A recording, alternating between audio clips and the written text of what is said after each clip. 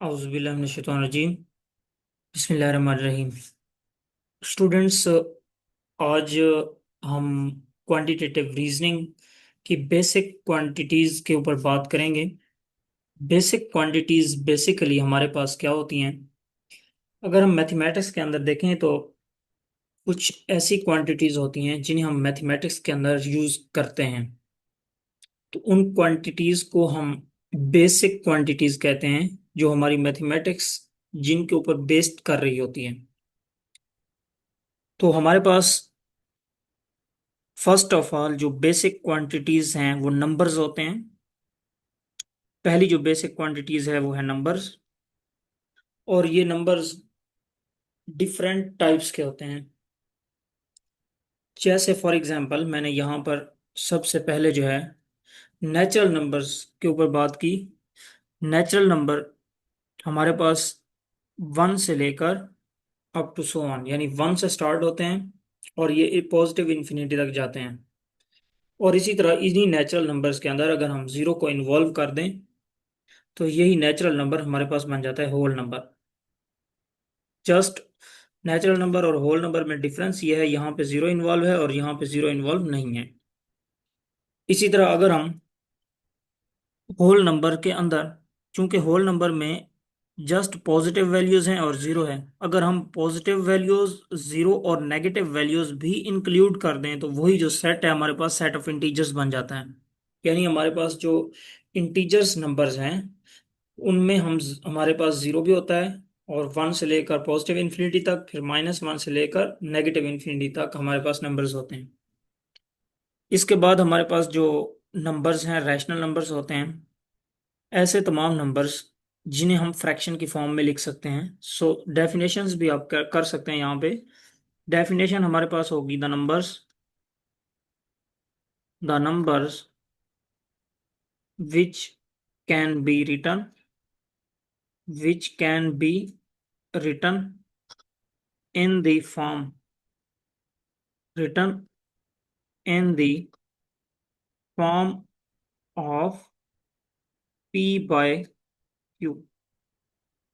और जो हमारे पास P और Q होंगे दोनों, ये Z में से होंगे। P और Q ये बिलोंग करेंगे सेट ऑफ इंटीजर में से, मतलब इस सेट में से हमारे पास होंगे। ये इंटीजर का सेट जो है ना, इसे हम Z से रिप्रेजेंट करते हैं। और ये होल नंबर होता है, इसको हम W से रिप्रेजेंट करते हैं। नेचुरल नंबर को N से रिप्रेजेंट करते हैं। रैशनल नंबर को हमारे पास Q से रिप्रेजेंट करते हैं। तो हमारे पास जो P Q होंगे दोनों, डिनोमिनेटर और डिनोमिनेटर में वैल्यूज जो होंगी वो हमारे पास सेट ऑफ इंटीजर्स के नंबर्स होंगे। सो रैशनल नंबर्स होते हैं, ये भी हमारी मैथमेटिक्स की बेसिक क्वांटिटीज में से एक क्वांटिटी है। नेक्स्ट हमारे पास है इरेशनल नंबर्स। इरेशनल नंबर्स को हम रैशनल से डिफरेंट करने के लिए क्यू डैश से रिप्रेजेंट करते हैं। तो इरेशनल नंबर्स ऐसे नंबर्स होते हैं जिन्हें हम पी बाय क्यू की फॉर्म में रिटर्न नहीं कर सकते। So can not be return as the fraction. Fraction में इन्हें हम राइट नहीं कर सकते। फॉर एग्जाम्पल पाई है, स्क्वायर रूट टू है, और इसी तरह कोई भी आप प्राइम नंबर ले लें, थ्री ले लें, उसके ऊपर जब स्क्वायर रूट आएगा तो वही प्राइम नंबर के ऊपर स्क्वायर रूट जो आएगा तो वो इररेशनल बन जाएगा। तो इसी तरह कोई भी प्राइम नंबर लें, उसके ऊपर स्क्वायर रूट लें, तो वो इररेशनल की एक एग्जांपल होगी। ठीक हो गया। और पाई जो है हमारे पास, ये भी इररेशनल नंबर है। तो इररेशनल नंबर्स जो होते हैं वो हमारे पास नॉन रिपीटेड भी होते हैं, और हमारे पास जो है ख़त्म भी नहीं हो रहे थे इशारिया के बाद उसका आंसर। इसके बाद हमारे पास है रियल नंबर। तो रियल नंबर सबसे बड़ा सेट होता है, यानी हमारे पास रियल नंबर के अंदर नेचुरल नंबर भी होंगे, होल नंबर भी होंगे, इंटीजर भी होंगे, रैशनल भी होंगे, इरेशनल भी होंगे। सो स्टूडेंट्स, हम कह सकते हैं कि all rational and irrational number is called the real number. So real number को मैथमेटिकली लिख सकते हैं, real number is equal to the Q union Q dash. Means Q rational and Q dash means irrational. तो irrational और rational का जो union है वो रियल नंबर कहलाता है। तो इस तरह मैथमेटिकली हम लिख सकते हैं real number is equal to the Q union Q dash. So हम डेफिनेशन ये भी कह सकते हैं कि rational and irrational number is called the real number. इसके बाद हमारे पास कॉम्प्लेक्स नंबर्स होते हैं, ये भी हमारी मैथमेटिक्स की बेसिक क्वांटिटी है। complex number with real and imaginary part. हमारे पास complex number की definition ये होती है the number which can be the number which can be written in the form of a plus iota b. इस तरह लिखा जाए, जो हमारे पास number a plus iota b की फॉर्म में लिखे जाएं, जिसमें जो हमारा a होगा, a जो आयोटा के अलावा वाली जो वैल्यूज हैं, आयोटा के साथ वाली वैल्यूज हमारे पास इमेजिनरी पार्ट होगी, यानी b जो इमेजिनरी पार्ट है, और a हमारे पास real part of complex number है, और कम्प्लेक्स नंबर को रिप्रेजेंट करते हैं z से. So real part of z, इसको हम पढ़ते हैं real part of z, this is equal to a जो है रियल पार्ट है, और imaginary part of z this is equal to b. तो यानी हमारे पास जो कम्प्लेक्स नंबर हैं वो रियल और इमेजिनरी पार्ट्स होते हैं. तो जो नंबर जिसमें रियल और इमेजिनरी पार्ट होंगे तो वो कम्प्लेक्स नंबर कहलाएगा. और एक और मजे की बात यह है कि हर रियल नंबर कम्प्लेक्स नंबर होता है.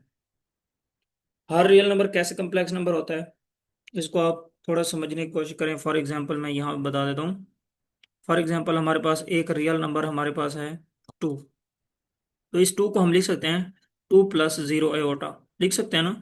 तो अब देखें, इसका रियल पार्ट तो 2 है, इमेजिनरी पार्ट 0 है. हम कह सकते हैं कि हर रियल नंबर कम्प्लेक्स नंबर होता है, लेकिन उसका इमेजिनरी पार्ट 0 हो जाता है. तो हम कह सकते हैं हर रियल नंबर कम्प्लेक्स नंबर होता है, लेकिन ये कन्वर्स ट्रू नहीं है. हर कम्प्लेक्स नंबर रियल नंबर नहीं हो सकता. ये भी हो भी सकता है, जब complex number just real part उसका होगा, इमेजिनरी पार्ट नहीं होगा, तो हम कह सकते हैं कि कम्प्लेक्स नंबर रियल नंबर भी कहलाता है. लेकिन जब कम्प्लेक्स नंबर का इमेजिनरी पार्ट होगा तब कम्प्लेक्स नंबर रियल नंबर नहीं कहलाएगा. लास्ट में हमारे पास वेरिएबल है. वेरिएबल्स हमारे पास ऐसी एक्सप्रेशंस के अंदर वैल्यूज होती हैं जिनकी वैल्यूज जो है वो चेंज होती है, वेरिएट होती हैं, वो वेरिएबल्स होते हैं. सिंबल्स वेरिएबल्स के एक्स हो सकता है, वाई हो सकता है, जी हो सकता है, किसी भी एक्सप्रेशन के अंदर, इक्वेशन के अंदर कहीं भी. तो वो पी भी हो सकता है, आर भी हो सकता है. तो इस तरह हम कॉमनली यूज करते हैं X Y Z use to represent unknown और चेंजेबल क्वांटिटीज. सो जो हमारे पास जो वेरिएबल्स हैं, वेरिएबल्स किसी भी इक्वेशंस के अंदर, फॉर एग्जांपल हमारे पास एक इक्वेशन है 2x + 1 this is equal to 3. So हमारे पास x वेरिएबल है. और इसी तरह कोई एक्सप्रेशन है 2xy + 3 इज इक्वल टू 0. इसमें हमारे पास ये भी एक इक्वेशन है, यहाँ पे इक्वल आ गए. तो हमारे पास ये इसमें दो वेरिएबल्स हैं x एंड y. सो किसी भी एक्सप्रेशन या किसी भी इक्वेशंस के अंदर x y z, तो ये वेरिएबल्स कहलाते हैं और इनकी वैल्यूज जो है वो चेंज होती रहती है. नेक्स्ट हमारे पास है कांस्टेंट. कांस्टेंट नाम से जाहिर है, ये भी हमारे पास मैथमेटिक्स की एक बेसिक क्वांटिटी है. कांस्टेंट कांस्टेंट ऐसी वैल्यूज होती हैं जो फिक्स्ड होती हैं, चेंज नहीं होती. चेंज जो होती हैं वो तो वेरिएबल्स कहलाए ना, और जो चेंज नहीं होते वो कांस्टेंट कहलाए. फॉर एग्जांपल हमारे पास पाई की वैल्यू है, ये 3.14159 है. तो हमारे पास ये वैल्यू चेंजेबल नहीं है, ये हमारे पास फिक्स है. सो फिक्स्ड वैल्यू जो है वो कांस्टेंट कहलाती हैं. फॉर एग्जांपल ई की वैल्यू है, ये भी फिक्स्ड है, ई की वैल्यू चेंज नहीं हो सकती, इसलिए हम कहेंगे ये कांस्टेंट है. तो किसी भी एक्सप्रेशन या इक्वेशंस के अंदर ऐसी वैल्यूज जिनकी कीमत तब्दील ना हो तो उसे हम कहते हैं ये कांस्टेंट है. नेक्स्ट हमारे पास है arithmetic quantities. Arithmetic quantities basic operation आ जाते हैं इसमें.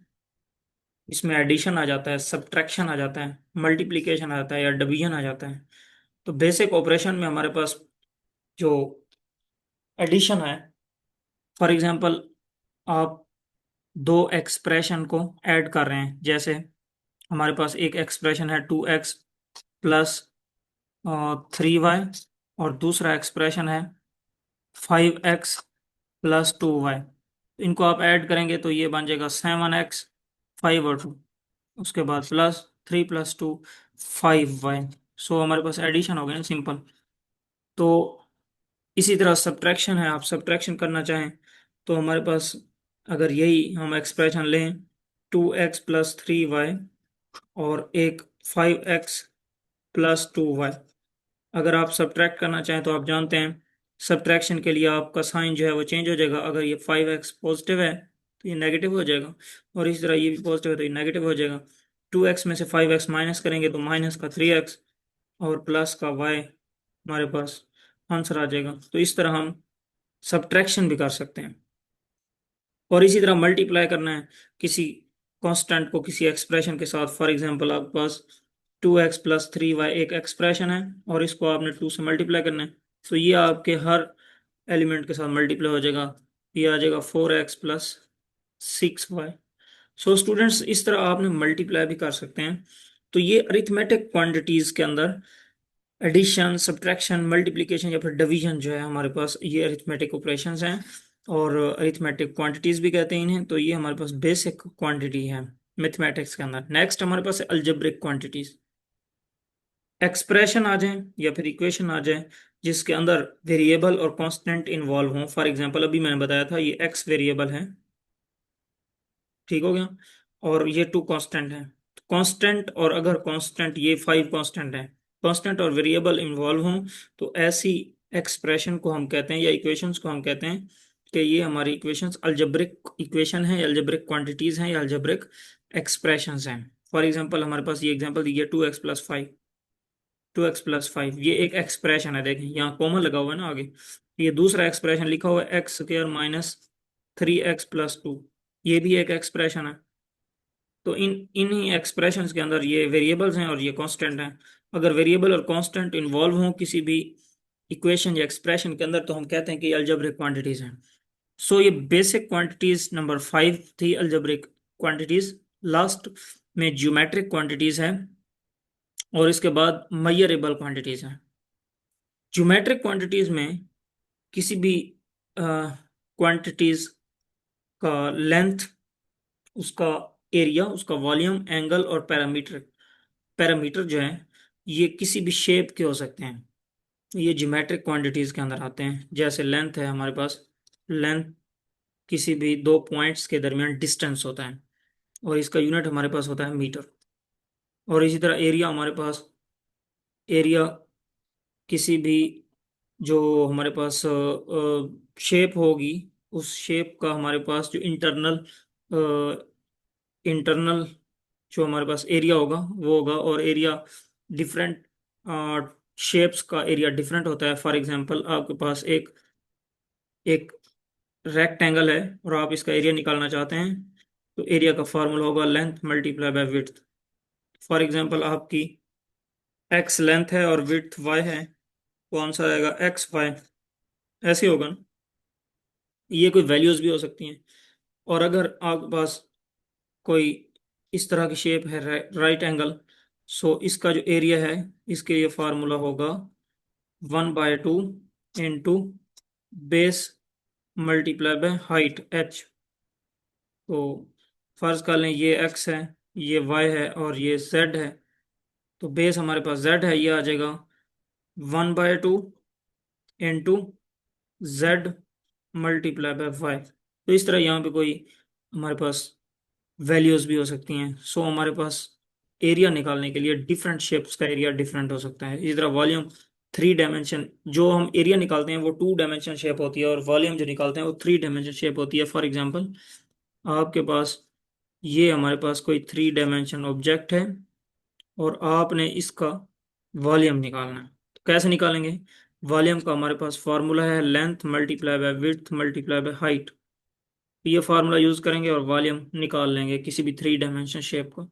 एंगल्स, एंगल्स हमारे पास क्या होते हैं? किसी भी दो हमारे पास जो लाइंस होती हैं या अम, हमारे पास लाइन सेगमेंट होते हैं उनके दरमियान हमारे पास जो, फॉर एग्जांपल मैं यहाँ पे लिख देता हूँ, ये रेज कर देता हूँ। आपके पास दो लाइन या लाइन सेगमेंट्स हैं और आपने उनकी ये बताना है कि फॉर एग्जांपल आपके पास एक लाइन ये है और एक लाइन ये है, ये दोनों हमारे पास लाइंस लाइंस हैं। ठीक हो गया। तो ये दोनों लाइंस हैं और ये कितनी कर्व्ड हुई हुई हैं, तो ये बताने के लिए हम एंगल्स का सहारा लेते हैं और इसको कहते हैं एंगल थीटा। और ये दोनों लाइन ऐसी लाइन हैं जिनका पॉइंट ऑफ इंटरसेक्शन सिमिलर है, यानी एक पॉइंट पे ये आपस में मिल रही हैं।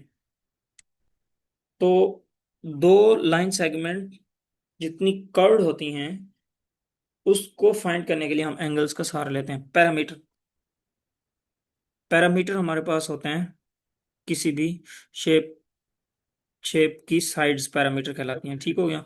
तो इसी तरह हमारे पास मेजरेबल क्वांटिटीज हैं, ये आपने पढ़ी हुई हैं measurable quantities. Measurable quantities means ऐसी क्वांटिटीज जिन्हें हम मेजर कर सकते हैं, और ये फिजिक्स के अंदर भी यूज होती हैं। कुछ ऐसी क्वांटिटीज भी होती हैं जिन्हें हम मेजर नहीं कर सकते। फॉर एग्जाम्पल, अगर देखा जाए सैडनेस, सैडनेस हम मेजर नहीं कर सकते, तो so this quantity is called non measurable quantities. इसे हम नॉन फिजिकल क्वांटिटीज भी कहते हैं। और इसी तरह हैप्पीनेस, ये भी हमारे पास क्या हुई, ये भी हमारे पास नॉन मेजरेबल क्वांटिटीज है, मेजर नहीं कर सकते। सो हमारे पास फिजिक्स के अंदर हमारी रोजमर्रा जिंदगी में कुछ ऐसी क्वांटिटीज हैं जिन्हें हम मेजर कर सकते हैं। सो उन क्वांटिटीज को कहते हैं मेजरेबल क्वांटिटीज, और उनमें पहले नंबर पे है टाइम। टाइम को हम मेजर कर सकते हैं, तो इसलिए ये मेजरेबल क्वांटिटीज है। स्पीड हो गई, इसको भी हम मेजर कर सकते हैं। मैस हो गया किसी चीज का, फोर्स हो गई, एनर्जी हो गई। तो ये हमारे पास जो क्वांटिटीज हैं ऐसी क्वांटिटीज हैं जिन्हें हम मेजर कर सकते हैं। सो ऐसी क्वांटिटीज को मेजरेबल क्वांटिटीज कहते हैं। और ये हमारे पास बेसिक जो कंसेप्ट था इन quantitative reasoning. So I hope कि आपको ये लेक्चर समझ आया होगा। स्टूडेंट्स, अगर आप बेसिक क्वांटिटीज फिजिक्स के अंदर देखना चाहें तो वो बेसिक क्वांटिटीज 7 होती हैं, जिसमें पहले नंबर पे आता है लेंथ। लेंथ आता है, और इस लेंथ का जो यूनिट है वो मीटर होता है। और दूसरा नंबर पे आता है मैस, इसका यूनिट किलोग्राम होता है। उसके बाद आता है टाइम, और इसका यूनिट सेकंड होता है। और उसके बाद